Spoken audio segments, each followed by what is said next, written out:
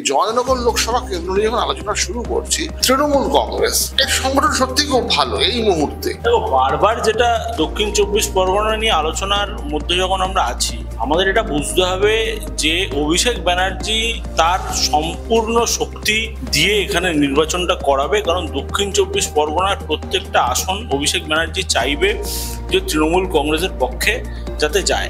দ্বিতীয় কথা হচ্ছে গিয়ে এখানে যদি একটি সিটও অন্য দল পায় তাহলে সেই ব্যর্থতা তৃণমূল কংগ্রেসের যতটা তার থেকে অনেক বেশি অভিষেক বন্দ্যোপাধ্যায়। এবং বিভিন্ন জায়গায় যে গোষ্ঠীদ্বন্দ্ব বা বিভিন্ন এই ধরনের বিষয়গুলো দেখা যায়, দক্ষিণ 24 পরগনায় এই গোষ্ঠীদ্বন্দ্ব নিশ্চিতভাবেই আছে, কিন্তু সেটা অতটা দাঁত মুখ বের করে এখন অবধি সামনে আসে।